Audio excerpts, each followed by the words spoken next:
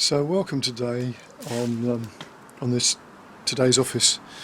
I was on the last interview. I was doing some stuff about sort of magical implications of sort of blues and the fact that if you go into traditional styles, folk music styles, etc., the idea of magical influence is prominent in those styles. So I mentioned about flamenco, and there's a curious dance that's done in flamenco called the Tarantella, and of course Tarantella is the dance of the spider, the tarantula, and this musical dance has got a sort of twin in Italian folk traditions. So the story goes that when women working in the field, if somebody was bitten by a spider, the old ladies of the village would come out dressed in particular colours, which were the colours of the tarantula, and dance a particular dance as a curative healing thing for the person who'd been bitten. Presumably the effect of the spider bite was to put this person into a deep sort of coma. And there's a couple of twists and turns to this, in that there isn't a spider in Italy that would actually make that happen, apparently.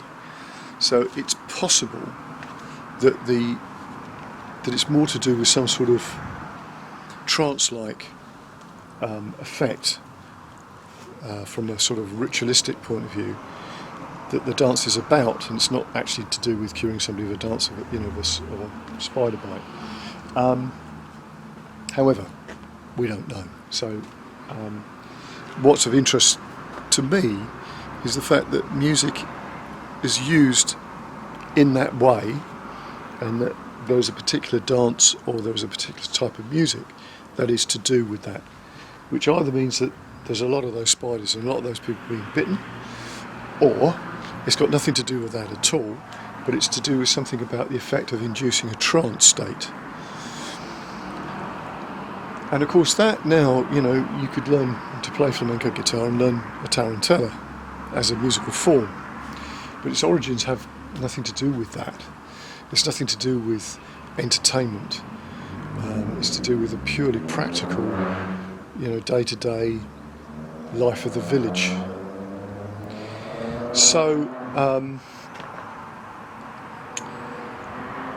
if you look deeply enough into this, there would be lots of other examples of this type of thing going on in folk music styles.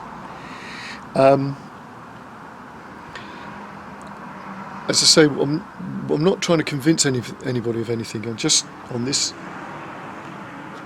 way, I'm just trying to open your mind to the potentiality of what music was used for. And of course, because it's now become a commodity, it's lost some of that power. So the next place to look for this would be probably English folk music.